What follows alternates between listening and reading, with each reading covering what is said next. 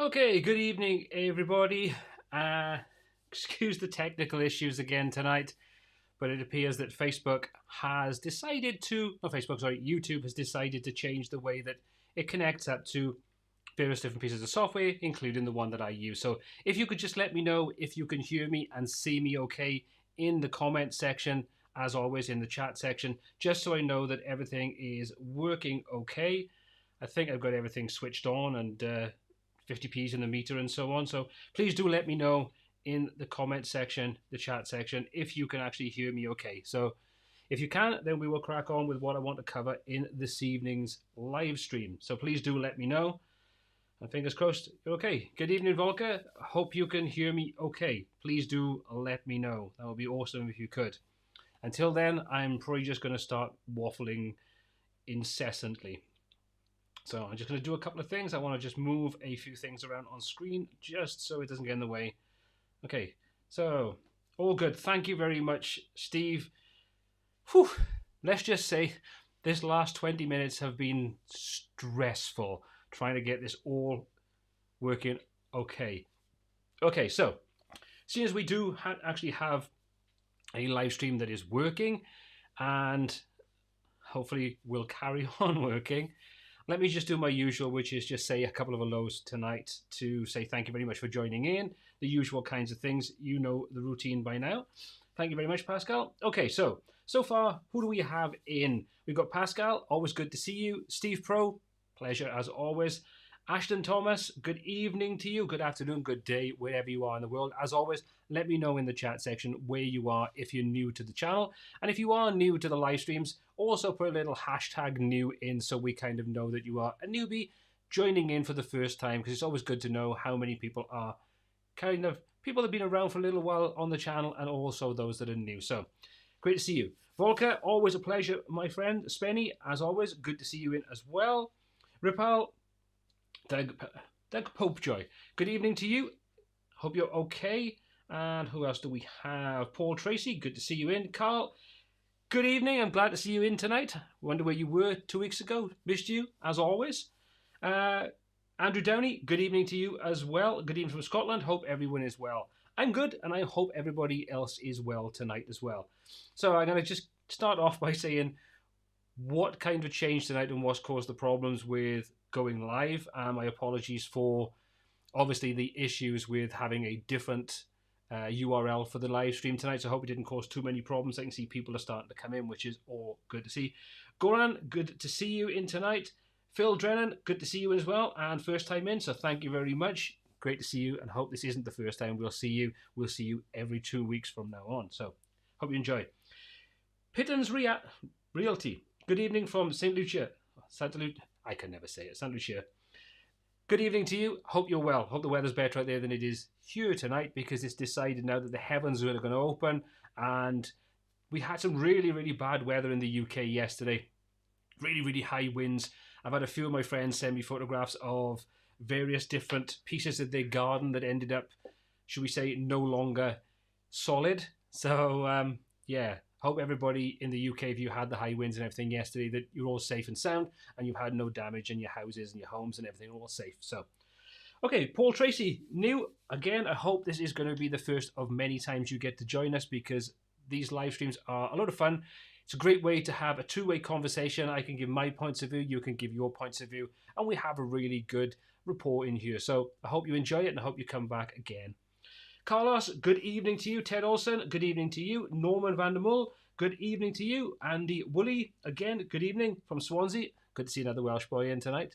Hope you're doing well. Hope the weather was okay with you yesterday, because I'm sure you probably experienced the crazy weather we had yesterday in the UK.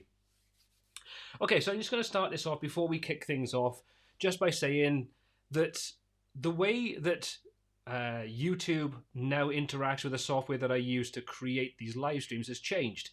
So where I set up the live stream to be using a webcam, which has always worked previously in the past, now it doesn't work that way. So I literally, 10 minutes before the live stream, I've been scrabbling around trying to get everything sorted out, to get everything back up and running. So it was really a little bit of a stressful 10 minutes beforehand. So hopefully everything goes smoothly from now on. So PK, it's 3 a.m. in Japan. Wow, You must be really hardcore. Michael M, good to see you in tonight. Hope you're doing well. What else do you have? Hi, Paul from a wet Swansea. Yeah, I can imagine. It's a wet Wales here as well. YouTube didn't notify me. Joe, you're not the only one. It's more a case that this is a new live stream because there was issues in the way that the other live stream was set up. So hopefully I can set this up slightly differently in the future. So once this is finished, I'll have to do it in a slightly different way, which hopefully will alleviate that problem moving forward so we don't have this issue again. So my apologies if anybody did have some problems, but great to see people hopping in now as well. So Stuart Gill, hi Paul from a wet Swansea also. So good to see we have a couple of Welsh boys in tonight. So good evening to you. Hope you're doing well. Janok, I hope I said that right. Hello from Paris and hello to you too. Hope you're safe and well. Okay, so now we've done the hellos, and I'm sure I'll do a few more as we sort of go on through the live stream. If you're new to the live stream, we basically have a couple of topics that we decide to talk about. Sometimes they are current affairs, things that are happening, things that could be happening in the near future that may have an impact upon you, your website, your business, whatever, implications it could have in with regards to web design and so on. And we have a conversation about this. So I'll give you my point of view. You can give me your points of view in the chat. If you're watching this on replay, please don't not give your opinion, because you can leave those in the comment section, because I like the live streams to have a bit of a lifespan carrying on where you can still have your feedback. And I check back quite regularly, and if I think it's useful, then I'll chime in and give my opinions in the comment section as well. So like I say, everybody have an opinion tonight, have a chat about it, and we'll take a look at some of the topics. And then at the end of things, when Carl reminds me, because I'm terrible for remembering this, we have a bit of a Q&A, which is sometimes we talk about the topics we've covered tonight. Other times we just talk about things in general that are on your mind, different topics you think are useful to just have a chat about. So that's the format. So if you are new, you should be up to speed now with the way things work. And what I'm going to do is say a couple more good evenings, and then we'll start off with the first point that I want to sort of bring up tonight, and we can start our discussion from there. So who else do we have joining us tonight? Chris Oliveira, I hope I said that right. Good evening to you from Mexico, although I'm sure it's probably good day, more than likely, in Mexico right now. Wood van Meuren, always good to see you in, sir. I hope you're doing well and you are safe and sound. Yeah. Let me get a coffee first, a double. Go for it, Joe. Go and get a double. You might need it. Okay, so what are we going to talk about tonight? Let me just start off with the first slide.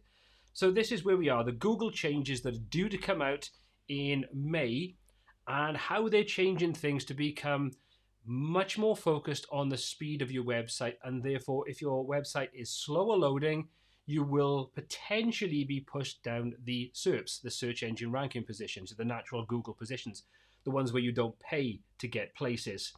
So this obviously has a knock-on effect to how you build sites you might have in development right now, sites you may have for clients working on, sites that maybe are a little bit more feature-rich and therefore could potentially be slower loading.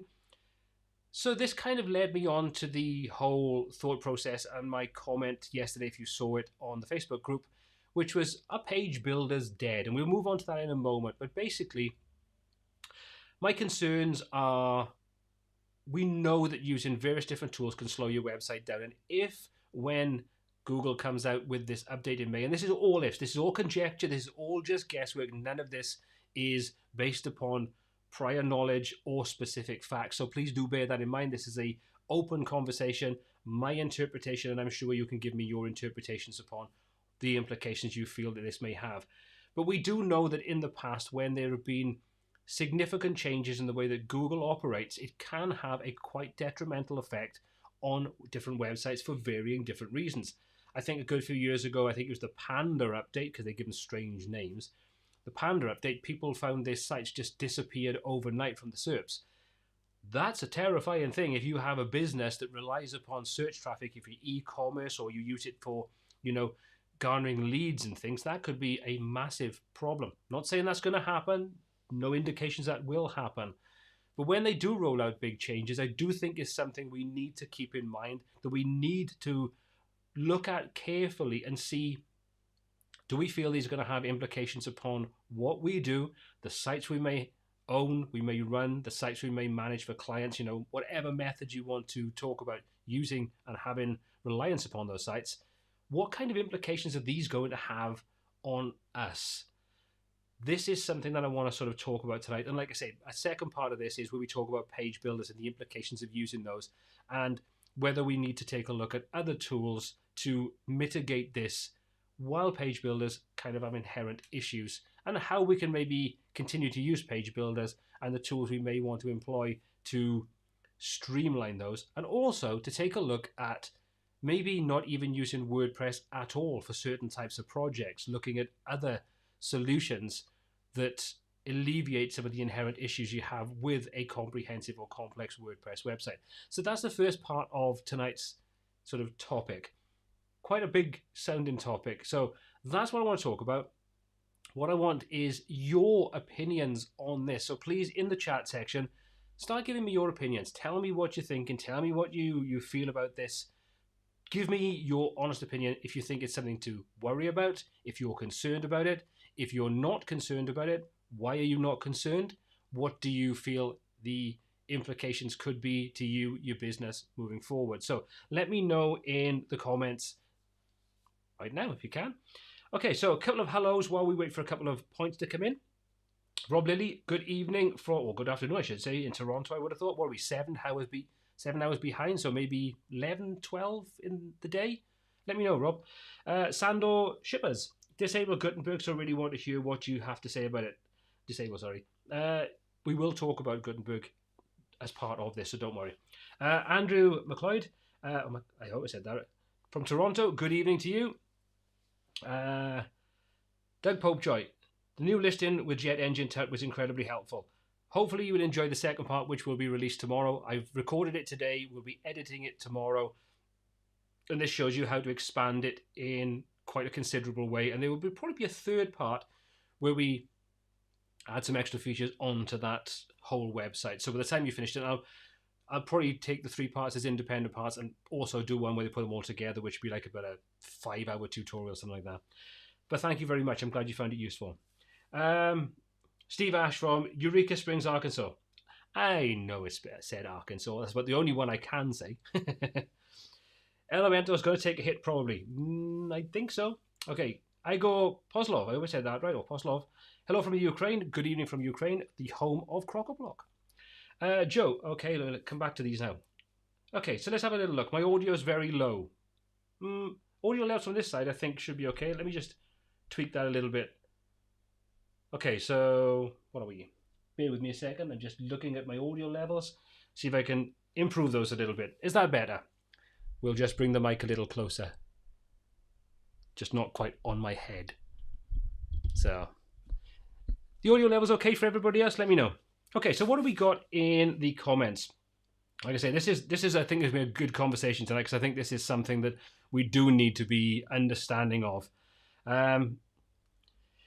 Okay, so let's start off with a really sort of like direct answer. Ashton, let's just pull that up on screen. If you're not bothered about page rankings on Google, is it still worth all the fuss? Well, if you're not bothered about page rankings at all, you don't mind if you don't show up in the search engine results, your traffic is generated in a different fashion, then no, you probably don't need to worry too much about it, because I think the main implication is for people that rely upon search and losing their ranking position. So if you don't rely upon that, I wouldn't worry about it. You probably won't be bothered at all by it. Okay, let's have a little look. Okay, Norman van der Meulen. Hope I said that right. Switching from Elementor to Oxygen Builder because of the speed. You are among a lot of other people that are doing exactly the same thing, that are jumping from a tool like Elementor over to Oxygen, primarily for that one key reason. I mean, I know there's lots of other reasons, but I don't think you're alone in that one, because let's be honest about it, Oxygen is kind of really focused about the speed side of things. And I know my friend Carl Van Dusen over from the admin bar has recently, as in like the last couple of days, taken the admin bar website from Elementor and rebuilt the entire thing in Oxygen. And the difference was significant. I mean, from the code size for an identical page with all the same features on it, it was, I think, either 72 or 78% smaller with Oxygen than it was with Elementor for exactly the same page layout. So I think Oxygen is, if you were looking for an alternative, and you want to have that same kind of level of control that you do with a tool like Elementor. You want to get down to the theme level, even though it doesn't really, it kind of takes over from the theme, but you are kind of getting down to building the headers, the footers, the templates, and all those kinds of things. Oxygen is a very, very viable proposition right now, and I know for me, I am going to be creating more content on Oxygen, primarily because so many more people are now looking and migrating to Oxygen. Even if they're still using other tools, they are still migrating over to Oxygen, and a big reason for it is the speed aspect. So you can expect more content on that, and I think if you swapped over, you are among a lot of other people doing exactly the same thing. Esther, this isn't so much a question, more as a comment. I didn't sleep in today. Yeah, I actually got up at 8 a.m. Thank you very much, Esther, for setting your alarm and joining us tonight. It's very, very much appreciated. So thank you. Great to see you here as always. Okay, let's have a little look. Phil Drennan, I did read that WordPress is naturally bloated.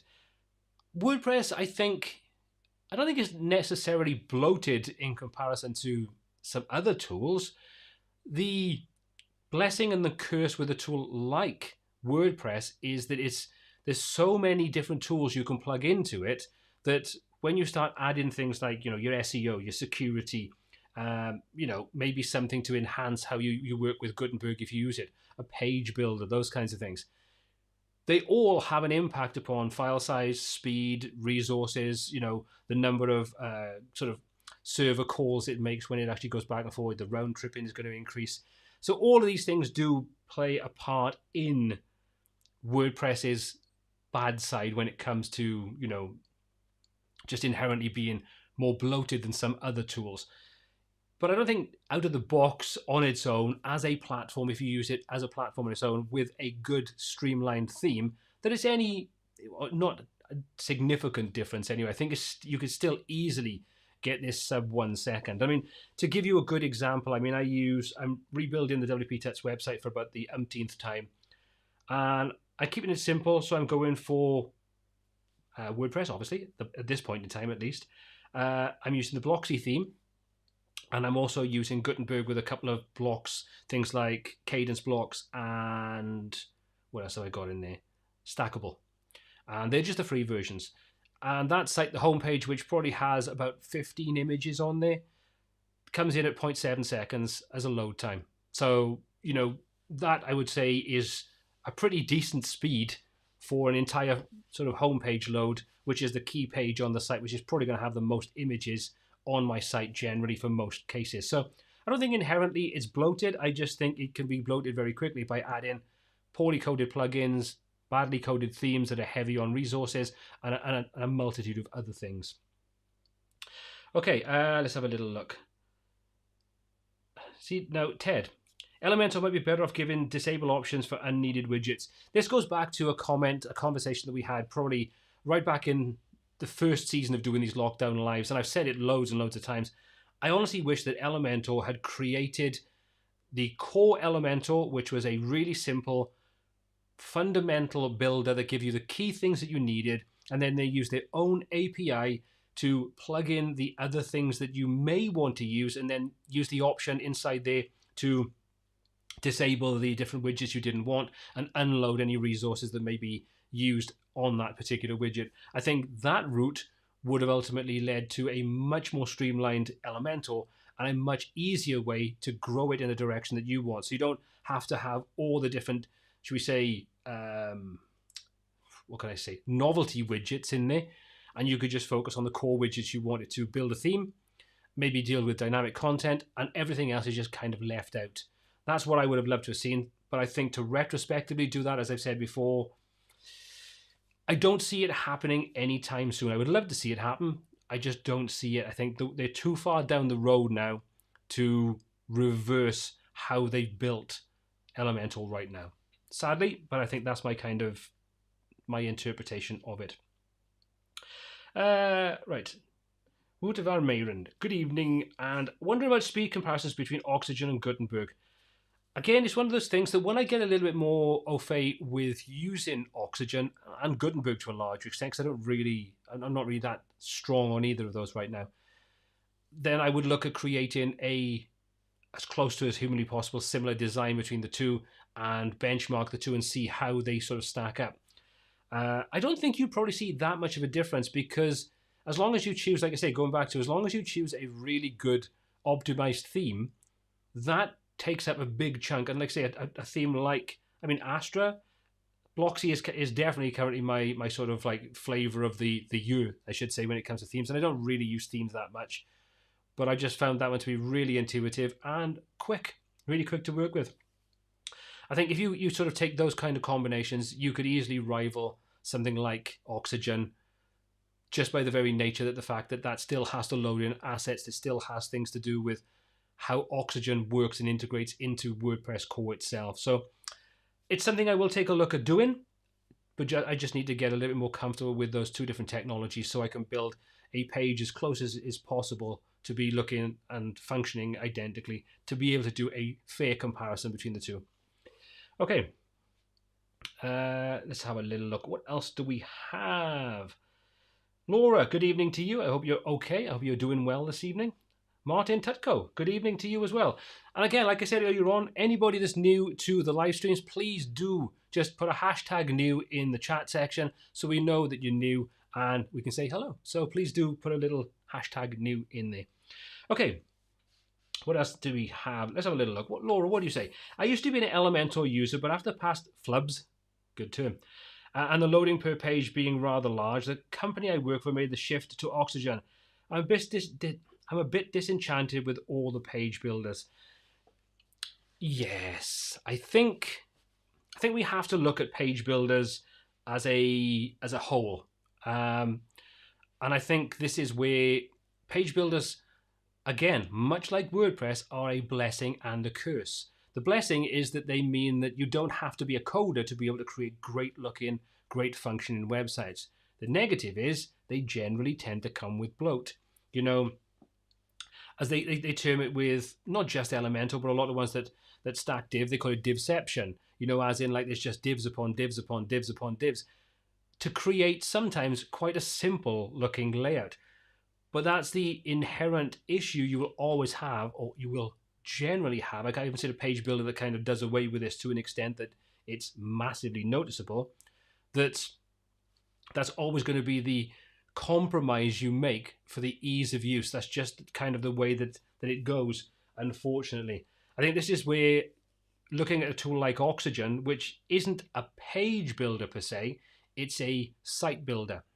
So it disables the WordPress theme, which means you don't have the bloat of the theme on top of what you're creating.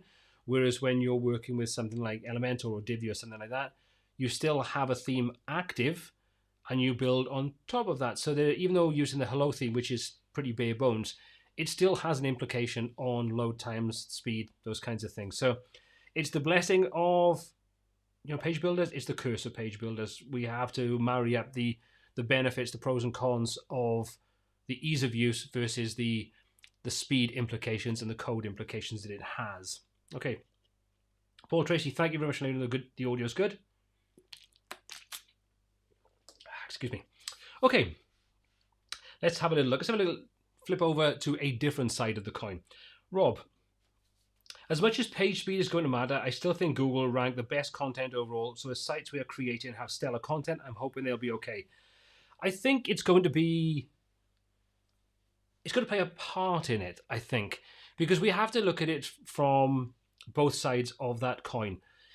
If you have a very fast loading site that's optimized for SEO but has poor content, you will get good traffic to start off with by its very nature, but Google will ultimately push you down the rankings as people, you know, sort of go onto the site and hop off very quickly because they're just not sticking around. Whereas if you've been penalized because your site is slow loading, but you have good content, you are kind of trying to hold back the tide, because if Google pushes you down, your content isn't going to be ranking, because it's going to say, well, you've got good content, which would push you up, but then your page load times are really poor, so it's going to push you back down. So we have to kind of see, and I don't think we're going to see in May how this is going to affect things. I think it's going to take probably 6 months, maybe even 12 months. I'm sure there'll be some immediate implications to some sites, but I don't think it's going to be as noticeable so quickly as things like the Panda update. But I think we do have to be cognizant of the fact that I don't think we can rely upon one aspect of our site being good at the detriment of another aspect that Google uses as a important ranking factor. So do bear that in mind, that I think we have to play that balancing game between good content, good load times, and play that game. We can't sort of let one be sort of outweigh the other considerably. I think we just have to be, really understanding the fact that all these things play a part in it. Okay. Hope that kind of gives my point. Like I say, at the end of the day, these are just my thoughts, my points on it. I don't know whether this is right or wrong. Okay. So I'm going to answer this question then. Design Flow Studio. Considering the topic tonight, it'd be great to have your thoughts on cadence blocks versus Oxygen, if both are optimized enough for Google Core Web Vitals to build well-designed websites. Excuse me. I think as long as we have the tools that are optimized to create, ease of use without all the bloat that can kind of come with it. And things like, cadence blocks, hopefully Bloxy blocks when that comes out, Oxygen by its nature, stripping out the reliance upon a theme, all those kinds of things. All those are going to give us benefits to making faster loading, streamlined sites. And I think this is definitely an area that, if you kind of probably look at the trends, not so much now, but maybe like over the last few years, there's been quite a graphic-heavy reliance inside those designs. We're kind of getting more over to streamlined designs where you're talking like monochrome designs where, the typography is a key part of it, and the colors and things, and images are not necessarily as important in the whole thing, and they're using SVG, so they're scalable and they can be quite small with solid colors. I think people are going, I think we're sort of seeing that swing from everybody throwing everything, including the kitchen sink, at a design because internet connections were getting faster and page builders made the whole process easier, to realizing there's more to it than that now, and the design trend is kind of sweeping over to the other side, which is, right, we need to make good looking sites, but also they need to load quickly, they need to be mobile optimized, and we just need to remove the reliance upon big graphics and slow load times. So I think those kinds of tools are going to be integral to making good looking sites that are fast loading and optimized for the search engines and, and for users as well. This is the thing we can't forget. It's not all about Google. We have to consider the user's experience, and this goes way beyond just a site being fast loading or being pretty. It has to be functional. It has to provide a great user experience for the end user as well. Our jobs, whether we do this to be paid or whether we do this for our own business or whatever, part of our job as designing a website is to take these considerations into consideration and build a site accordingly. Look at our audience. If we've got a very mobile focused audience, which you can find out in your analytics software, then you would create, or you should craft, a different experience for them if they are making 80 or 90% of your audience. And that's the reverse of that is, if 80 or 90% of your audience are desktop based, then you need to focus your design and your experience on those, which would be different and probably more feature rich. There's so many things we have to juggle around when we're building a site, and when Google throws something like this out there, we do need to take it on board, and I think we need to just hold that fact in our minds and think, okay, how do I need to maybe take a look at how I do things right now to make sure that I give myself the best opportunity to not have problems 6, 8, 12 months down the line. So that's kind of my take on some of the things. And Charlie Bird, good evening to you, and thank you for letting me know the audience good. Sebastian, good to see you in as well. Okay. Well, Andy, I think you just basically kind of reiterated before I even said it what I was going to say. Functionality versus lean website for speed should always be based around UX. So most e-commerce won't be affected. Just bump the hosting for more speed. Yeah, I can't say there's anything totally inherently wrong with that. I mean, this is one of the things that I think we've kind of fallen into the trap of, because we have tools, and it's not good or bad, it's just a fact of life. I think because we have things like CDNs, like look at Bunny CDN. I checked out my statistics for my website today or yesterday. I did something like about 4 cents, for a month, which is just insane, for I don't know how many thousands of visitors I get a month. To be honest, I haven't looked at it. But we kind of, we pushed a reliance onto that, the Band-Aid over the wound kind of thing. So I think we can go down that route. absolutely, you can use CDNs, you can use things like WP Rocket or something like that. But again, and more expensive hosting and virtual private servers and those kinds of things, dedicated servers and so on. But then the flip side of that is there's cost implications to that. All those different things. While Bunny CDN is pretty cheap, if you have huge amounts of traffic, it can start to mount up alongside faster, more expensive hosting, using tools like WP Rocket to optimize things, all those different things. And I think if we built the website from the start with the speed aspect and the ease of use in mind, we might not have such a reliance upon those kinds of tools. So just think about these things when you're tackling your next design, when you take a look at how you build your next design, the tools you use for your next design, because they can have a real bearing upon how this even works. Okay, so the second point I want to go over, and I'm going to flip down these comments, because thank you very much for everybody getting involved in the comments. It's great to have so many comments, feedback, your opinions, your views. It's always absolutely appreciated. So the second point that I want to bring up, and I hope I got this in the right order now, because I don't think I have. Let me just have a little look. Is this the right one? Nope, this is the wrong one. So bear with me. This is the one I wanted. Are page builders dead?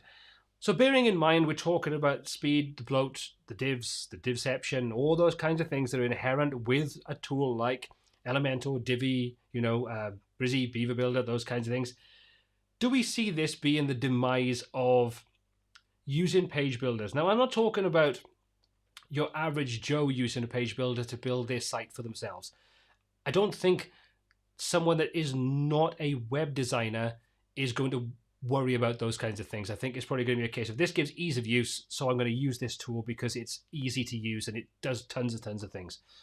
I'm talking more about the people that do this for a living. Whether you're a freelancer, you work as a part of an agency, you outsource, whatever you do. How do you feel about the future of page builders? Do you think that their time is limited if, bear in mind this is a big if we find that this Google update, which places more impact upon speed, has a dramatic and noticeable effect on pushing sites that are not well optimized down the listings considerably? Would that make you think maybe page builders are not the right way of going about this, and you might think, well, I need to look at different solutions? Things like Webflow, for example, things like Oxygen, which allows you to build the entire site and is focused primarily on speed, maybe at the detriment sometimes to the ease of use and functionality you might have in some other page builders. What route would you take? I know for me, well, I'm not going to drop, working with things like Elementor or working with things like Oxygen and Brizy and those kinds of things. I am definitely looking at different tools to get the job done with that focus in mind, where I want the ease of use, less reliance upon tools like page builders, and also the stress that kind of comes with those things. We can't sort of avoid the elephant in the room when it comes to things like this. I've heard so many people lately saying that when a new update, and I'm going to say Elementor because this is the one that I'm kind of more focused in. We know there's been problems with other page builders, but when you've got 7 million plus users, that's going to be the one that people are going to focus on, and people are going to be vocal about it. There's been a lot of people, a lot of comments, a lot of feedback in more than just the Elementor group. People are scared to update. And when you have that, there's two ways that's going to go. People won't update because they're scared, which means that they could potentially be open to vulnerabilities. When you run out-of-date software, there's implications to that. And two, they update and they find they have problems, and it causes them to lose money, lose sleep, stress, headaches, anxiety, all those kinds of things. So these are all different things we have to consider when we're talking about page builders and their future. But with this set of implication with Google page speeds, I'd love to know what you think. If page builders, their time is kind of limited, the writing's on the wall, as it were, or do you think that the ones that are currently out there are capable of adapting if this sort of site speed becomes such an integral part of ranking a site, which means that page builders generally don't fare so well as a well-coded, streamlined website? As always, pop your answers in the chat. Okay, what else do we have? Lots and lots of comments. So great. Thank you very much for this. I'm going to have a quick drink a second because it's kind of warm in here. Excuse me. Okay. Let's have a little look. Spenny, if page builders are dead, $999 for 1,000 sites might be a bit of a marketing mistake. I think we're referring probably to Elementor's pricing changes.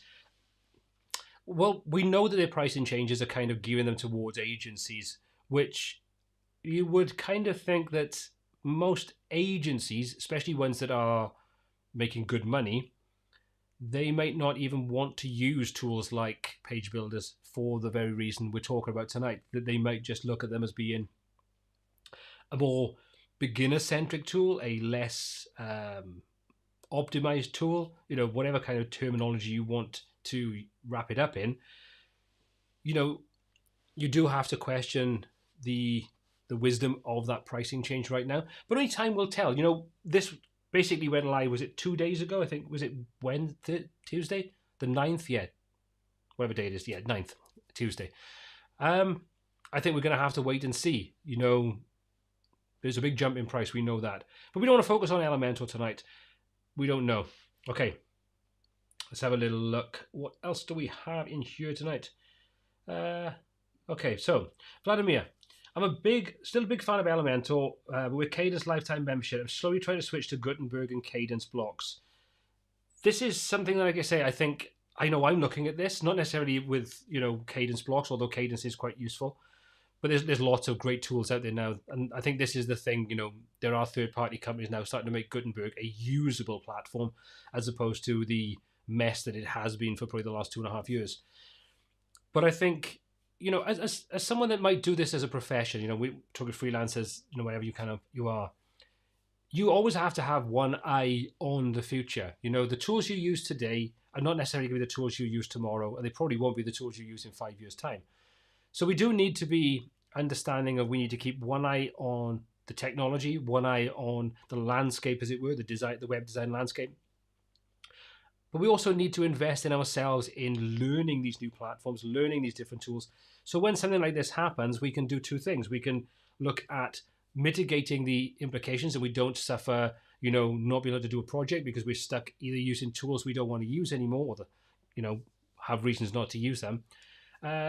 We just need to make sure that we keep up to date with what's going on, kind of thing, and we need to be able to sort of move over to other technologies as and when we need to. But we also need to take a look at having the right solutions for our clients. When someone comes along and they want you to design a site for them, we need to look at what are the best tools for them. And like I say, WordPress isn't always the right tool for it. So I think a lot of people are going to be taking the same kind of approach that you are, Vladimir, which is still using the tools you're comfortable with, but also taking a look at some other tools and starting to embrace those, or maybe look at how you can use those moving forward. So look, Michael M. They need to adapt. Dozens of client sites are built upon it. We built for businesses. And if Google wants something, who are we here to say not to give it? I don't think we've got a choice in the matter, Michael, to be honest. I think when Google wants something, we have no choice. We just give it to them. They, unfortunately, regardless of what we might think of their ethics or their business model, whatever, they do dictate what happens on the internet, whether we like it or not. And we do have to, if we want to be successful and we want our clients to be successful, we have to adapt what we provide to cater for what they change and what they do. We do. It's unfortunately part of nature. Okay, that was a good question. Danielle, so how will WP Test channel move? New tutorials on Gutenberg and Oxygen? Yep, absolutely. If you watched any of the live streams from earlier this year, I think it was probably around either the end of the year, like the New Year's live stream, or the beginning of 2021. One of the key things I said was that this year I want to move into more technologies. I'm not just going to focus on Elementor, ACF, and a couple of other tools that I use, which is why you're seeing more tutorials on things like Jet Engine.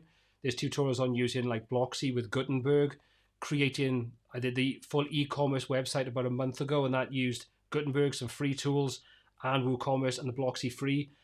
And I've got to be honest, I'm super proud of that design. It would be something that I would be quite happy to have a paying client use. I think it looked great. It was crazy fast to work with and was a well-optimized site. Didn't cost a single penny to build. Every tool in there was completely and utterly free.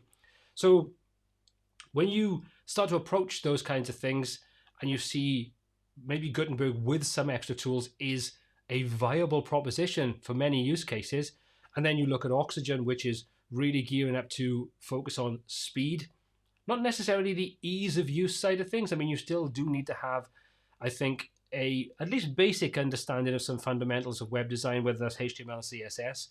They will definitely help you. You could get away without it, but I think you'd probably struggle a little bit.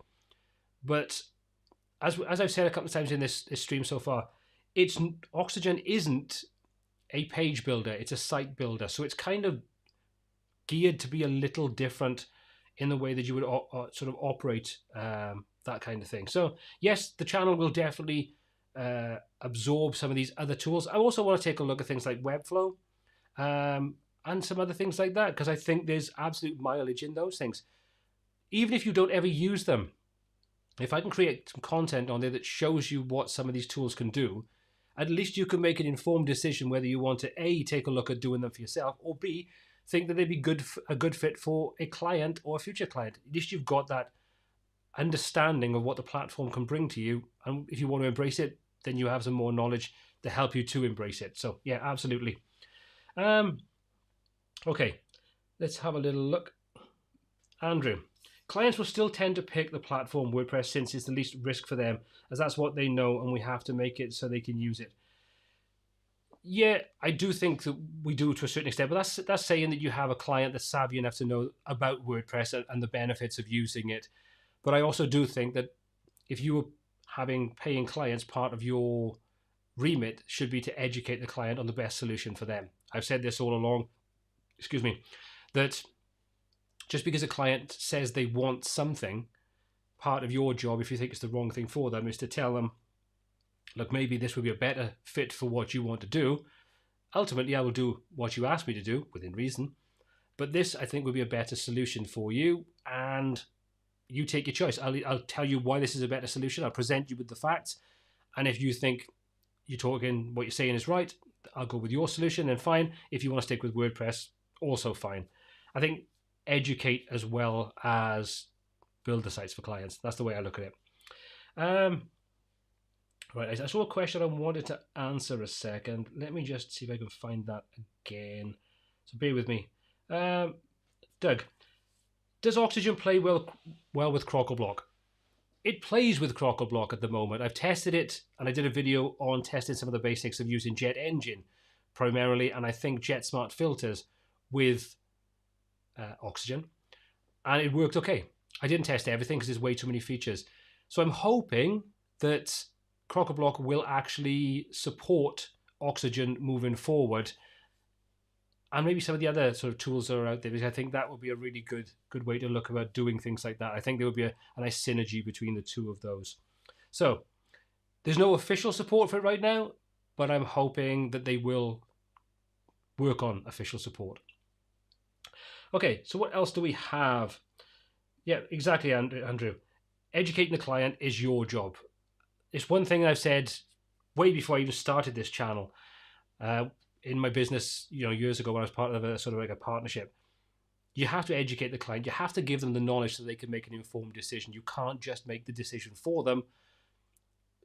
Once you've educated them, they can make the decision, and then you can work with that, whether you want to work with them on that particular platform or whether you would rather not. It's up to you then. Okay, now before we go any further, and I'll come back and answer a couple more of these questions, I want to quickly say a thank you to tonight's sponsor. And thankfully, we've been sponsored for these live streams now. So for the next, I think another 5 weeks, we've got sponsors. So thank you very much goes tonight to Dynamic Content for Elemental, who are giving the lockdown live stream a 10% discount if you do it while this live stream is running. If you purchase any of the deals inside there, use the code LOCKDOWNLIVE to get a 10% discount on that deal. And if you've never used Dynamic Content for Elemental, well, there's a full playlist on the WP Tuts YouTube channel all about using this and how it expands what you can do with dynamic content with Elemental. It's like a Swiss Army knife when you want to work with dynamic content. So check that out, dynamic.000. Link is in the description below. Okay, so that's the one thing I wanted to sort of deal with there. Now, Thank you, Graham. We are on a great stream, and thank you very much, and don't worry about being late. Now, there's the next thing I want to sort of cover, and I've got to find out which slide this is because I'll do the wrong one again, I guarantee it. Okay, business perception. This is moving gears a little bit now, or switching gears, I should say. I don't want to sort of get stuck on the whole page builder thing. We can come back to that in the Q&A after we've sort of covered this point. But business perception, this is something that I want to touch upon because this is something that really was hammered home to me this week with a couple of different things that kind of happen. I'm not going to name names. I'm not going to do anything like that. But there's a big, big difference between facts and perception.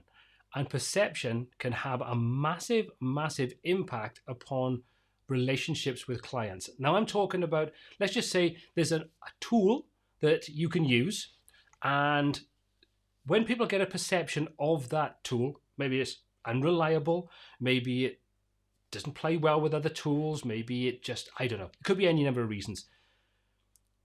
When you tell people that you are going to fix something, or you say that this will be rolled out in the next version, the next update, whatever, once people have made a perception based upon their experiences, it's incredibly difficult to change that.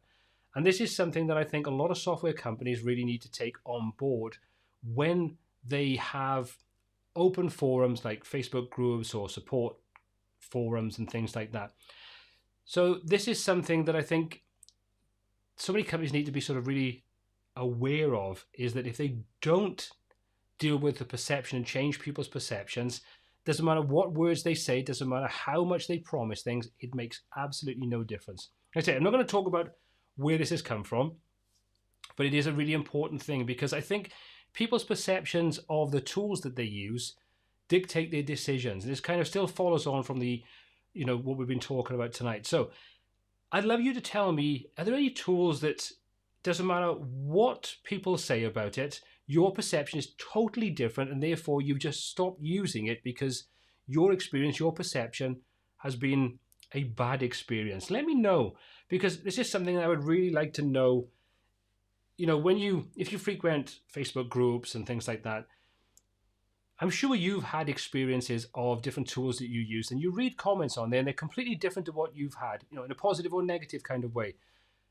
Has that changed your perception, or do you feel like you must be using something completely different? Because I'd like to know. It's kind of a strange situation. Like I say, I've had a couple of strange conversations and things this week that kind of hammered this home to me. Anyway, I just want to sort of chuck that out there because it's a bit of a strange thing. So let me know your perception versus what is considered to be the reality of different things. Have you found any tools that you kind of think, my perception of that is totally different based upon my experiences to what everybody else is saying? Bit of a strange turn that one is. I kind of think maybe I didn't think this one through so well. It all seemed great when I was actually writing this out earlier on. Anyway, okay, so let's take a look at some of the comments. Yeah, Yoast. Updraft Plus. Okay, so it's not just me then. Okay, let's have a little look. Yoast. After their few mistakes, they were slow to own up to de-indexing, for example. Years later, I still won't touch them. What a good example. I didn't think of Yoast. Yeah, I can remember that, if you've got something, you are being the number one in a particular market, shall we say, and then something like that is easily provable and people are experiencing it, you kind of think, just own up to it, because if you don't own up to it, your reputation will go. And I've got to be honest, this is where people sort of ask me about, when I've done tutorials and videos and things on like Rank Math and SEO Press and all-in-one SEO and things like that, and people go like, well, why didn't you include Yoast? And that is the real reason why, because I didn't like the way they handled that situation. And it's not only once they've had a situation like that, there's more than one time that kind of thing happened. But also, I didn't like the way the platform actually operated. But it's a good example of the perception versus reality and the way that people deal with things and companies deal with things. So, not good. Updraft Plus. Okay. I've never used Updraft, so I can't say. Okay, so it's their after sales is not particularly great. Yeah, that's after sales. I think so many companies underestimate how important their after sales actually is and their support mechanism, things like that. Really, really is important. Okay, before we carry on with this, there's 96 people watching this live stream. We've had over 100 in so far and 22 thumbs up. Give this video a like. Come on. Let's get those thumbs up going. Let's show Google, let's show YouTube, I should say, that you like the live streams and you want to see more of these. So give it a thumbs up if you're enjoying what we're covering tonight. It would be very much appreciated. Okay, what else do we have? Cloudflare slowed my sites down a lot. Volker, was that the free version of Cloudflare or was it the paid version of Cloudflare? I've used Cloudflare in the past. Try to say that fast. Cloudflare in the past, and I found it was okay, but that was the free plan. So, you know, the paid plan could be something completely different. I just like to have more control over it. The thing I didn't like about Cloudflare was the fact you had to set your name servers up to point to their servers to get the SSL certificates and things like that. So, not for me. Thank you, Laura. Thank you for giving me the thumbs up. That's a very nice of you. Ooh, good. Nice one. Thank you very much, everybody. I'm sure someone will give it a thumbs down. There's always at least one thumbs down. But if you are going to hit the thumbs down, hit it twice. Okay. Let's have a little look. Heinrich. I watched a pretty negative review of Oxygen where my perception of the tool was very different and decided to use it. I stopped watching reviews on that channel. I think I probably know exactly which channel you're talking about. I won't say name names or anything like that. But yeah, that was a pretty negative review on it, which I think was a little unjust. I think it's one of those things that I think you've got to be a bit more open-minded to that side of things. But, you know, I think they're definitely making a more positive name for themselves right now. So I think that's a good thing. How much that hurt them in the past, I don't know, because if this review has, should we say, influence over the audience, over the readership, whatever format it was done in, then yeah, it's one of the reasons why you'll see that on my channel I don't give negative reviews, because I think it's unfair. Because my experience, my perception, the way that I might try to use it and not get the results that I was looking for, shouldn't mean that I turn around and slate a product or a service based upon my experience. I just don't like that. For me, I was always told if I didn't have anything nice to say, don't say anything at all. And I'm the same when it comes to anybody asking me to take a look at products. If I don't like it, I just move on and leave it there. Okay, what else do we have? Let's have a little look-see. WP Bakery, after they moved on the Visual Composer WP Bakery. That was the biggest mistake they ever made. And I know there was reasons for it, but it was such a silly move to just rename it. And I think, apart from the as WP Bakery is a bit of a strange name to give it kind of thing. So never understood that one. But yeah, that really has had a massive impact upon their product and how it's moved forward. You've only got to look at the videos they put out. They generally get sub 100 views. And this is a product that's been around for, what, 8-10 years, something like that. Although the craziest thing is my #1 video that's had nearly 350,000 views in 2 years is A Beginner's Guide to WP Bakery. Go figure that one. That's my #1 video on the channel. Okay. Dirk, what do we have? Good evening to you, as always, sir. I test a tool and in the first place, it's not very intuitive to work with. I'm done. I think it's the job of any dev to make a tool easy to use. Yeah, I think you probably are right in that in a lot of respects. I mean, some tools lend themselves to be easier than others. I mean, a good example would be things like Advanced Custom Fields or Jet Engine, things like that, which inherently are more complex to work with. But this, I think, is where good training, good documentation, maybe even a wizard to guide you through various different things can really come in handy. And of course, this is where I come in, where I help people figure out how the heck to use these different tools. Okay. What do we have? Steve. 2 types of people tend to leave a review. Those who love a product and those who hate it. Research is everything. And I also think you've got to, I mean, with the advent of YouTube being so prevalent, there's so many different people using different tools, then you can find different tutorials. And I think tutorials are a better way of finding out if something is good or bad over a review. I think a review can be biased. I mean, a great example of that is you look at, and this is something that's been brought up quite a few times in different sort of things for me, different comments and things like that, is if there's good affiliate money in a product, you will see a lot of hype around that product. Perfect example, and I'm not disrespecting the platform at all. I tried it, wasn't really for me, but there's nothing wrong with the product. I just preferred something else. It's Cadence. Cadence blocks, I think, are great. Cadence theme, I don't think does anything amazing. It's a solid theme, it's a fast loading theme, and it has plenty of great features in it. But I didn't see the reason for all the hype, if I'm brutally honest. This is not to disrespect it, like I say, wouldn't tell anybody not to use it. You have to try these for yourself. And when people say, give me a recommendation on a theme, or give me a recommendation on a product, I'll give a recommendation, but I will generally sort of say, you've got to try it for yourself, because what I like might be completely different to what someone else likes. So for me, I didn't see the hype around something like Cadence. Probably the reason why I didn't do any videos on it, because I thought there was a heck of a lot of hype about that particular theme, which I didn't really think was anything different to a lot of other themes out there. Might have had one or two cool features, but I didn't think it was head and shoulders above so many other themes out there. But I said, that's my opinion. I didn't see the need to go and create a tutorial or video telling you how I didn't like it. Or I loved it. You know what I mean? Okay. Joe. You know. Okay. Right then. What do you have against Cloudflare DNS servers? Absolutely nothing against this, Asha. I just didn't like the fact that I had to push over my name servers out today. I just prefer to have control over everything, because if that goes down, it takes a bit of time to get those name servers swapped over if there's a problem. Whereas if you can control things yourself and you have a problem with one of the services, you could kind of disable that service and your site will be back up. Might be a bit slower, but handing the name servers over to somewhere else wasn't something that I'm particularly like doing.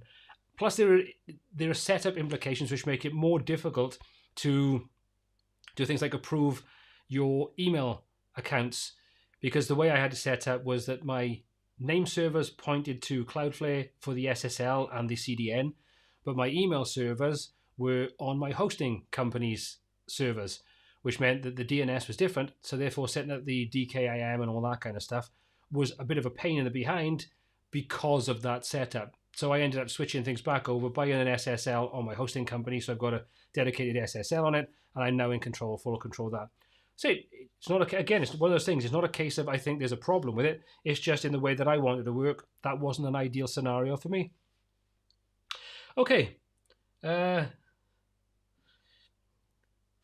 think it's just a nice, fun way of I will tell you a funny story on that though, Laura, and anybody else is interested. I had someone comment in the comment section on one of my videos saying, love the video, but I didn't appreciate the way you took us for idiots at the end of the video. And I was like, what? What have I done at the end of the video that would treat anyone like an idiot? So I watched the end of the video and I thought, the only assumption I could make is the fact that I say, you know, if you didn't enjoy the video, hit the thumbs down twice, as that worked pretty well too. Which, if someone can take offense at that, I think maybe you need to get out more often, you know? Still, it's all meant in fun. It's just meant to be a bit lighthearted for those people that just, you know, they hit a thumbs down before even watching a video. And I have no problem with it. People don't like the content I put out there. I'm never going to appeal to everybody. It doesn't matter to me. Okay. I think Facebook groups are often full of people unhappy for something, so I take it very easy. Very true. Very, very true indeed.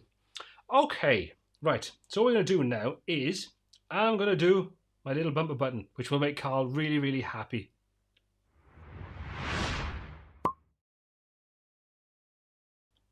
I do like that little bumper. Okay, so what we're going to do now is just a general Q&A. So we can talk about whatever I've talked about tonight. If you've got something else you want to cover, just bear in mind that don't ask me a question like, so Paul, how do we build a website with Jet Engine in 30 minutes? Because I don't think I've got the time to show you how to do all that this evening. So what else do we have? Let's have a little look. Let's just scroll down. We have, look at iPhone. Okay. Anna, this is an interesting one. What do we say? I'm so in love with Elementor and now the Crocoblock plugins that I would be sad to see it go. We're checking out Cadence and Oxygen just in case. Anna, this is the thing. Don't feel like you suddenly have to dump all the tools that you become accustomed to. There are still ways of making sites that have a lot of functionality with page builders and things faster loading. You know, I think page builders, I'll reference Elementor because like I said, we all know this is probably the #1 page builder out there at this point in time. So it's the most relatable one for most of us. If we find that there are implications with what's happening in May with Google and you find that Elementor has an inherent problem with sites dropping down the ranking. They would be crazy not to address this, and I'm sure they're already addressing it in various different ways with the changes to the DOM model and all those kinds of things. For me, I just wish they would, and this is a conversation I had with someone a couple of days ago. I think there's a sort of a wish that from people that actually use Elementor and want it to succeed, that Elementor would stop focusing on adding new features all the time and focus on fleshing out the features that are already there and addressing some of the things that people are unhappy with. You know, things like speed, things like features that are not fully built out yet, and stop worrying about other flashy widget things. I just don't see there's a need for those things right now.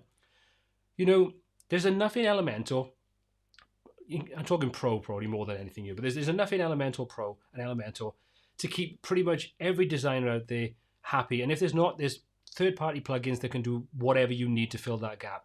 So if they just said, right, let's just take the next 6 months and we're not going to add any new features over and above, fixing things that people want to be fixed, fleshing out the features that we currently have there. I'll talk about dynamic content because you know that's what I'm all about. But having things like conditional logic in there, even with forms and things, conditional logic in forms and things. Fleshing those out, giving a totally solid platform, dealing with the inherent problems that people have when they're updating, regardless of whether other tools interfere with Elementor and Elementor Pro. But fix the problems that people are getting frustrated with. Stop adding so many new features that most of us don't care about. I mean, one new feature that I think is being rolled out, which there's a thread on the Elementor group today, was someone asked, when are we going to have gradients in buttons? And the answer was, you can try it out in the developers edition of Elementor, and it'll be in the next version or maybe the version after that. Gradient buttons. Seriously. Surely we could find some more important things to put developers' time into than gradient buttons. If you can't figure out a gradient button and use some simple CSS and target that, I'm sure there's a dozen tutorials out there that'll show you how to do it. I just think we just really need to, or they really need to focus on what needs to be done, which is sorting out the core of the platform and not worrying about all these little widgety add-ons and stuff. Who cares? Oh, Kyle, if I say the O2 word, you'd have to be in, wouldn't you? Good evening, young man. I hope you're doing well. And thank you very much for joining in. If anybody doesn't know Kyle, which I'm sure there's not many in you right now that don't know Kyle, Kyle is over on the admin bar. Great Facebook group. Go and take a look at that. Some great conversations and things going on there. Get signed up to his mailing list so you can be notified of the cool things that's going on the admin bar site, the podcasts, the live streams that he does, and also the admin bar Facebook group. It's a great place to be. So go and check that out. I'm sure Carl or Kyle will pop a link into the chat right now. So go and check that out. It's a great place to be. Great community as well. Okay, so thank you very much, Andrew. How many other people would kind of agree with this? Stop focusing on adding widgets in there and start fixing and start completing the things you've built that you haven't finished. You know, imagine building a house and you don't bother putting the windows in, or you put 3 windows in and leave the other windows out. You wouldn't bloody live in it, would you? You know, so sort out those missing pieces. Sort out getting the platform where you can make sure that people are happy with everything. Because as that platform grows, and more people get annoyed, more people will talk about it. Simple fact. Kyle, I think you probably are on the button there. The problem is our goals for Elementor are not the same as theirs. You're probably absolutely right. You're a wise man. That's what I'm saying. Oh, and get the website owner's manual, as Andrew said. So if you don't know, Kyle is the author behind the website owner's manual. So if you haven't checked that out, have a look on the admin bar website and you'll find some information about the website owner's manual. Now, speaking of Kyle, just to give him some more airtime, as if he needs it, Kyle will be on. I think it's 2 weeks tonight. I think it's 2 weeks tonight. But Kyle's going to be on talking to me, and we're going to be talking about quite a few different things, and I'm sure some of these topics will come up as well. So make sure you bookmark that. Okay, what else do we have? Pascal, I think a lot of us are on the same page when it comes to sort of Elementor. Unfortunately, I wish they were on the same page as us. I think this is one of those things that, I want to see tools like Elementor grow and succeed. because I think they bring so much to the table. They open up so many opportunities for people that could be great at design but wouldn't know an opening tag from a closing tag, a div from a bloody span. So I don't see a problem with what they do. I just wish that they would fix some of those issues that they have and just build the platform, make the platform what it really could be, and stop adding just so many bells and whistles on. Thank you, Carl, for putting that link up on there. There's a link in the chat, and this is the link to the admin bar, which is Kyle's group. So thank you, Carl, for doing that for me. You're a star. Okay, I'll answer this question. Charlie Bird. If I was to move from Elementor Pro to, say, Oxygen, what happens to the sites made in Elementor if I did not pay the subscription? Absolutely nothing will happen to the sites if you don't pay the subscription, but you won't get updates and you won't get support, which means that obviously as new versions of Elementor roll out, you won't have access to those updates, which means that you will be running an older, out-of-date version of the Elementor Pro platform. And then obviously the implications that kind of come with that. However, what I would suggest is if you're doing this with a client and you're talking about clients, their sites, I would say when the next renewal is up, maybe factor in a license so the license becomes theirs and then let them deal with the renewal side of things. They could do it through you or they could do it independently, but then the license is in their name and it means that it's up to them then to continue that if you decide to drop Elementor. Spenny, does Gutenberg have gradient buttons? No, I haven't frozen. I have no idea. I'm sure you could put a third-party plugin, or you could just learn a little bit of CSS and do it for yourself. Okay. What do we have? Let's have a look. Okay, that's very nice of Kyle. You can use the code THXTAB and get 40% off. Just saying. Okay, thanks, Tab. Okay, so you're not going to make me say the usual one then, yeah? Kyle? The one that always gives you a giggle. Okay. Carl, thank you for the super chat, and I think I would say thank you very much to Andrew as well for doing the super chat a little earlier on. It kind of flew by me, so I do apologise. Okay, sorry. I never can tell the difference when you say Carl. Should I do it? Should I do it in what's it called, the Walking Dead style? We'll call you will be Kyle, and Carl will be Carl. Is that better? Okay. So, hi from Bucharest. Good evening to you, Edward. Good to see you in. Okay. What do we have? Julian Young. I'm about to commit to Elementor in a big way with my clients. What would you suggest for a good long-term investment builder theme-wise? Look, at this point in time, if you want a page builder, Elementor is probably still your best bet. Theme, I would say if you want to have full control, go down the Hello theme side of things. If you want to have a theme that you don't have to rely upon the page builder to do everything in this, so you want that kind of side of things. Personally, I would say to look at Bloxy. I also think that Astra is a good theme to take a look at. They've introduced the header and footer builders, which is quite good as well.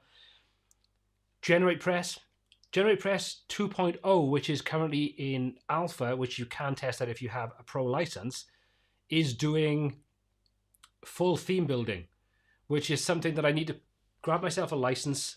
It's on my to-do list to take a little look at how that works out, because I'm really excited to see if you've got a theme that is dealing with the whole page, the whole theme styling and building side of things. I'd be interested to see how that pans out and how that works.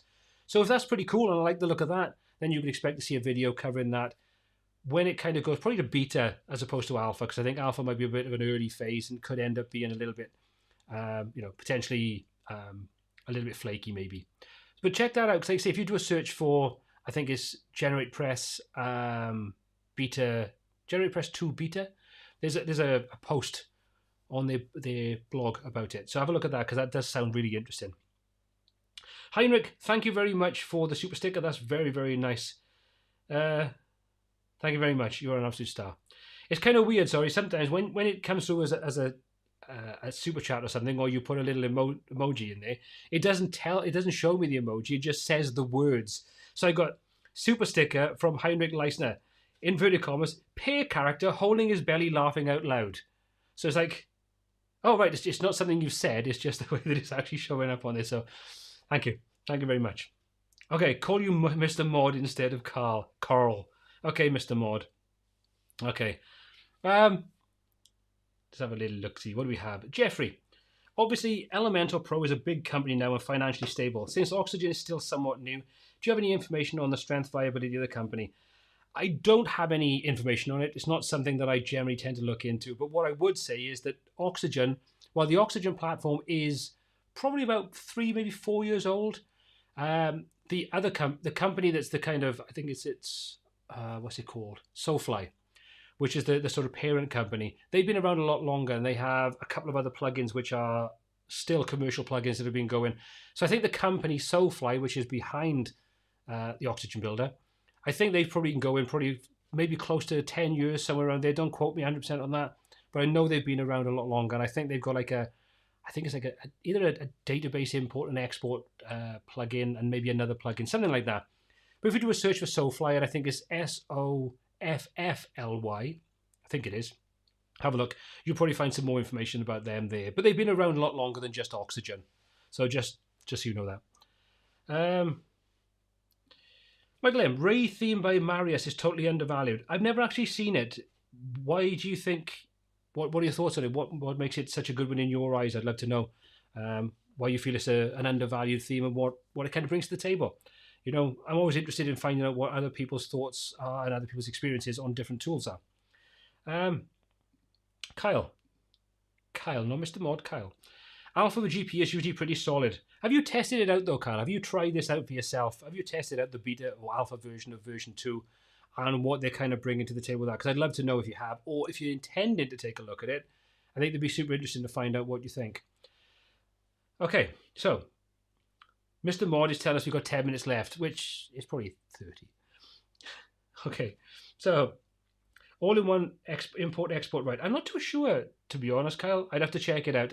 It might well be all-in-one import-export. It could be. I don't know for definite. Thank you very much, Kevin. I'm glad to hear that I helped you out with your previous project. And hello to you this evening from Honduras. Good to see you in. And thank you. Customify, Southwest. Sorry, I had no idea what you're talking about there. Could you just elaborate upon what you're talking about there? Customify. Not sure what that is. Or if you're talking about, is this to do with Soulfly? I don't know. I honestly don't know. Okay, so we've got a few new people in this evening. So if you're new and you haven't already done it, give this a thumbs up if you're enjoying this live stream. We've got 105 people in at the moment. So get that thumbs being pressed to let YouTube know that you're enjoying the live stream. Okay. Jeffrey, thanks for answering my question. I'll look up Soulfly. Absolutely my pleasure. No problem at all. Like I say, they have been around quite a while. I know I did some sponsored content for Oxygen. I think it was in version 2, which are the early sort of couple of videos that I did for them. And that was probably about 3 or 4 years ago. And that was version 2 of Oxygen. So I think Oxygen has probably been around for maybe even 5 years, you know, around that kind of time period. Okay, so Volker, thank you very much for your super chat tonight, or super sticker. And now I've got Peer character cheerfully blowing a party horn. I don't know where they go. Is Customify any good? I'm using it for a small business store. I've never used it. I'm not a big theme user. So if this is a theme we're talking about, which I'm assuming it probably is, I'm not the best person to talk about themes. Probably a handful that I used or have used or have any real knowledge of. That's right, Cal. You are going to press that thumbs down button twice, my good man. And then you're going to press the thumbs up once. Okay. What do we have? Thanks from Colombia, Pablo. Not a problem at all. Good evening, Colombia. Okay, so we're going to give this 10 minutes. So anybody got any more questions that you'd like me to take a look at covering? Anything we've covered tonight in this live stream? Or anything to do with what we cover on the channel, you know, different topics and things, other than how do I build a website? Pop those in the chat and let's get that conversation going. Okay. Okay, I'm not sure what that's going on. There's a conversation going on. Okay, let's just scroll back up. Mohammed, do you think freelancers and agencies will tend to move forward to building WordPress themes, HTML plus PHP, etc., to keep themselves at peace instead of facing new problems at every update? I don't think so, no. Don't get me wrong, I think some might do, but I think the time investment to build it, to update it, to keep it, make it, you know, to test it and retrospectively sort out issues that might arise when new updates to WordPress and the other tools they may be using arise. I don't see that would be a viable thing for smaller agencies. Maybe the big agencies that have a dedicated team that could do that and roll updates out quickly. But no, I think probably most freelancers and agencies will find a theme that they find is a good solid platform. GeneratePress has a really good solid user base because it's built kind of around the flexibility to kind of just get out of the way and let you do what you want to do. I'm not a big user of it. I've never really used it for a project. I've only played about with it. So I think finding a good theme that gets out of the way when you want it to, but has the features you need when you want to use those, is something that you probably find most freelancers will kind of buy into. Julian Young, super sticker. Thank you very much, Julian. That's much appreciated for you sending me the pear character bowing down saying thank you. There's a lot of pear characters tonight, I tell you. No one ever talks about StudioPress ever anymore. Used to be the Oxygen 25 in terms of users being smug about it. I never actually tried StudioPress, so I can't really talk about it. It's one of those things that I don't have any experience of it. So, sorry, Volker. You didn't have to blow your own horse. Okay. Yeah, I didn't use StudioPress. I don't really know. I mean, back in 2015, I was probably still playing about with different themes and things back then. So, no, it's not something I've got any real feedback on. Buka, I hope I said that right. Good evening from Romania. Constructive discussion. Hope you're enjoying it and thank you for being part of it. Okay, Laura. Very important question. I've been missing for a few weeks and I'm unsure if I missed this, but did you ever put out a PO box for beer? No, because at the moment you'll notice that I'm actually on the water. Let me just put that in front of my face. On the water as opposed to the beer. For just cut all those kinds of things out at the moment. I would be back on them in the summer, so it's not a case of no at all. But no, I didn't ever get the PO box set up. But if enough people are interested, let me know in the chat in the comment section if you want me to set a PO box up so you can send me loads of beer. I can take a look at doing that. But thank you very much for bringing that up, Laura. That's much appreciated. Okay. I'm not missing out, Paul. I take it you weren't a big fan of StudioPress then, Joe. Like I said, never used it. Spenny, did I ever find any way of doing the sort of wireframing modules with Elementor? No, I didn't. And I was thinking about maybe taking a look at building something like that myself and then maybe making them something that you could pay a small fee for and you could download them and use them yourself as a JSON file. You could just import those in as a pile of templates. It's something I might take a look at doing. And if you think that would be useful, let me know in the chat and let me know in the comments if you're watching the replay.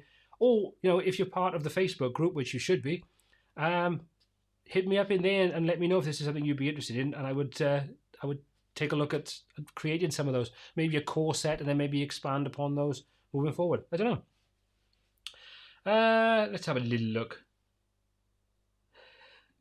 Those are pretty. Sorry, Carl. Those are pretty accurate descriptions of the stickers. To be fair, that's fair enough. Can everybody else see the stickers? Because at the moment on the chat thing, I get, other than like thumbs up and smileys, the normal ones, I don't get any of the other ones that I'm assuming are part of the chat inside YouTube. Okay. Super chat. Sasha B, thank you very much. You're absolutely awesome. Thank you very much, everybody, for the super chats and the super stickers and those kind of things tonight. You didn't need to. It's really very much appreciated for taking the time to do that. So thank you very much. And they are much appreciated. Okay. Now I'm going to butcher this name, so I do apologize. Smadar? If I said that wrong, I do apologize. But thank you very much and welcome coming in from Israel.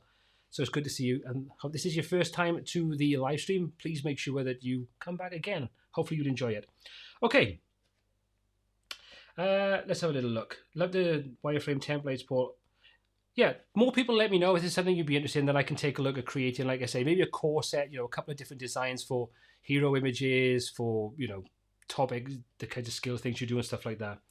So let me know. That'd be quite cool. What do I know about the Canva platform? Alan, I take it you're talking about the Canva as in to do with the design side of things. If that's the platform you're talking about, or am I talking about something different? Let me know if that's the platform you're talking about, Alan. If it is, then I'll give you my opinion. If it's something else and I've got that wrong, then I probably don't have any knowledge of that platform. Maybe you can drink some whiskey and tell us some secrets. I don't drink whiskey, but we will have to have, when I'm back on the beers, we will have to have a Get Drunk live stream. That would be quite interesting, I think. We could all crack a few drinks open on a weekend, obviously. You'd be to drink responsibly. We don't want to do anything silly. We can have a couple of beers. Okay. 100% on the wireframe, Charlie Bird. Cool. Maybe we'll take a look and do something like that. Fredericus, I hope I said that right. I joined a bit late. Have you talked about the Google update? Unfortunately, we did. We talked about that right back at the beginning. So if you want to catch up on that, probably the replay is going to be the best way to see what we talked about. So go back to the Canva comment. I'm assuming, like I say, that this is talking about the... where's I gone now? There we go. The design kind of platform. And if it is, it's quite good. It's good if you are not design orientated, you want to sort of put things together quite quickly for things like, sort of adverts and things on Facebook and Google and stuff like that, or, Instagram and things. It's quite a good little platform. It's not really my key thing, though, if I'm honest. It's I tend to find I get limitations in it a little too quickly, so I'd rather use maybe inspiration from something like that, but then build it in a tool like Photoshop or Affinity Photo or Affinity Designer or something. But the platform itself is a good platform. So Alan, it's a good platform. And I think if you are not design orientated or you just want to quickly blast through some designs, it is quite a useful platform. There's another platform which, bear with me a second, let me just see if I can find this on my list, which if you like those kinds of platforms, and this unfortunately was on a AppSumo deal quite a while back, but I'm not really sure what it kind of costs right now. And if I can find this, Relay That. That's a good platform if you want to see something that's quite interesting. Relay That is basically like Canva. Like Canva, but what it allows you to do is very easily create one design that you can then flow down across multiple different things. So you could create a design for example, like a Google ad. That's going to be one size, and then you can say you want that design to be a Facebook ad, which would be a different size, and you want it to be a banner on a website, which would be a different size, and a header section maybe in YouTube or something. And all the design aesthetics will travel down through all those things, the colors, the assets, and everything. So check that out, Relay That. I think the domain is relaythat.com. So have a check of that. Do a little search on that. You might find that quite a useful platform if you like the tools like Canva, but you need to create multiple different instances of the same kind of design. Esther, have I ever used Elementor's GitHub to submit bugs and feature requests? I believe I've fed back on a couple of different things when I beta tested a couple of different things before. But I don't really think I got much out of it. And I think a lot of people's perceptions are they probably haven't got a lot out of it either. But that's just, again, my experience of it. Have you used it? Have anybody actually used the GitHub for Elementor? And have you found that they've addressed your concerns, addressed your problems, rectified things, feature requests they've actually implemented? Again, let me know in the chat.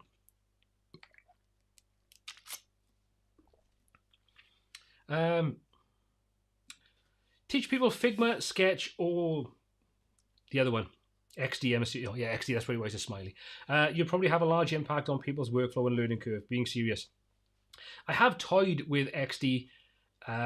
Reason I say XD is probably because it's free, it's part of the Adobe suite as well, so anyone can kind of use it. It's something I might take a look at, because the Affinity sort of tutorial bits that I've done as part of either a deep dive tutorial or as a dedicated sort of showing you how to do something like batch processing and that, they've actually been quite well received. So as I kind of move into more design orientated tutorials and things this year, and sort of teaching things like with the glass morphism and the more realistic drop shadows tutorials, which again were two quite popular tutorials, I do want to do more design orientated tutorials. So I'll be doing more things on CSS techniques to do things. You may be using things like XD or Sketch and something like that to actually create designs.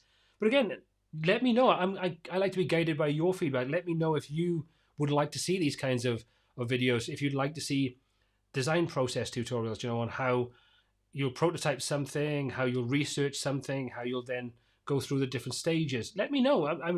I'm always open to different suggestions and ideas. Carl,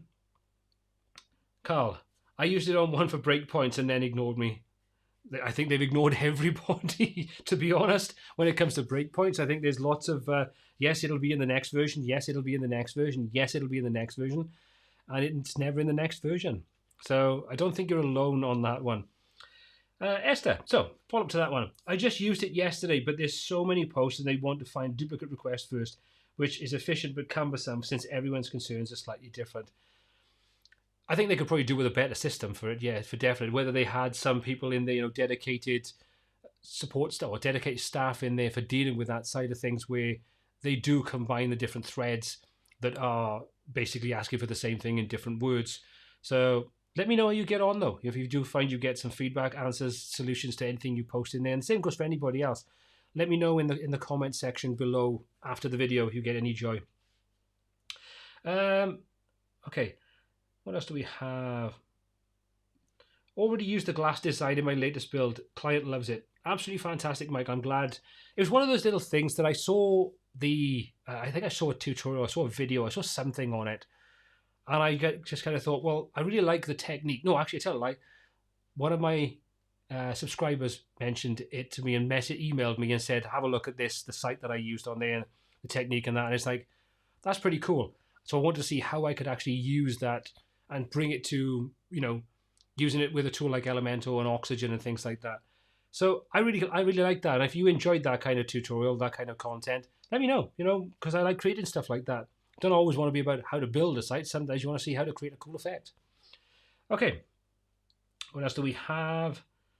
Spenny, no problem at all. I assume you're going to leave. If that's the case, thank you very much for joining in tonight. I'm glad you enjoyed the live stream. Always a pleasure to have you here. Okay, so I'm going to answer this for a second. Henrico, hope I said that correctly. How do you keep track of client passwords? If you're talking about client passwords to log into their sites and things like that, I keep that separate. I use a Mac now, so I use one of the password tools on there. If you're talking about clients' passwords for things like their email accounts and stuff like that, and their login details, I don't. They have access to those details. They get sent those details or supply those details when the site is handed off to them, at which they can change them if they want to. It's entirely up to them. I do set it up in the security settings that they have to use complex passwords, which means that they can't just use password 123 or something stupid like that. But then it's their responsibility to look after those things, not my responsibility. If they lose it, all the tools are there so they can reset it themselves and manage it themselves. But I do still get asked, what's my email password or what's my so-and-so password? But like I say, I don't keep them on file for security purposes. So that's kind of like how I handle them. Okay. I take it you don't want the stream to end tonight, Dirk. It's one of those things that these streams, they just fly by. I mean, I can't believe we've been on you for an hour and a half already. And, I'm not even drinking beer. So, it's cool. Okay, what we got? Okay. Kyle. Any YouTube video says 1 hour plus, I'm not watching unless I really need it. So I prefer the shorter stuff, 20 minutes or so. I'll watch those regardless if I need it or not. I can see where you're coming from with that. Yeah, the long tutorials are kind of hard work. And I think the even more hard work if the first 10 minutes is basically telling you what they're going to create. Then you have their intro video. Then they tell you what they're going to create again. Then they show you what they're going to create. Then they'll tell you they're going to create it. Then they go back and show you another bit. Then there's 3 adverts in between. And then 10 minutes into the video, they actually start showing you what it is they want to show you. There's too many of those things out there. So, yeah, sometimes long content has to be long content. There's just no two ways about it. Like, for example, the jet engine one that I did Sunday. I could not have compressed that down and still made it usable for people to sub 1 hour. Just wouldn't be possible. But on the whole, I think you just have to... I think a tutorial just needs to be as long as it needs to be without fluffing and padding it out to be just waffling. So, like I'm doing now. Okay, you tell him, Dirk. Yes, exactly. Okay, we'll have one more. Okay. I'll just have a little look what we have here. Clients have recently been asking about AMP or AMP. Any recommended approach to AMP implementation in WordPress? Apologies if this was covered earlier. AMP is one of those things that I think is a bit of a minefield. I think there's definitely reasons to use it. We know Google does prefer that if you're creating content. But I would say this is the kind of, for me, the most important thing is if your audience is predominantly not using mobile, then I don't really see the need investing your time and effort into AMP pages, which is kind of, if I'm not mistaken, geared more towards being faster loading, more streamlined, and mobile optimized. Because I don't really see that there's going to be much of a benefit to you. But on the flip side, like we said earlier, if your audience, there's my thumbs down, yes! If you find the audience is predominantly mobile, then AMP is probably going to be a good option to take a look at. And there are plugins and tools you can use inside inside WordPress that will make your site AMP accessible. So check those out. That might help you out. And I would say test things out just to see if they work the way you want them to, if you try to employ AMP into a future project. Okay. What else we have? Right, this is going to be the last one. Okay. Now, let's have a look. SFN, I tend to put long videos on fast play and use the arrow keys when needed. I think one of the best things you can do as a content creator when you create longer form content, anything, let's just say beyond 20 minutes, is to make the viewer's life easier by putting timestamps in there. I think if you have lots and lots of different sections, to go, for example, with the jet engine one that I've released on Sunday, not everybody wants to see how to design the different sections of the site. They want to see how the jet engine features work, so they can jump straight to that. Each of the sections is broken out into its own section. It's timestamp marked, so you can go past the bits you're not interested in and you can jump to the bits you are interested in. And conversely, you can flip back if you find you really want to take a look at something that you just need to go over because it didn't make sense. Oh, they took the thumbs down away. So someone's had a bit of a change of heart. So thank you very much for giving me the thumbs up, not the thumbs down. Although I do quite like the thumbs down, if I'm honest. Okay, so I think we're going to wrap it up there tonight.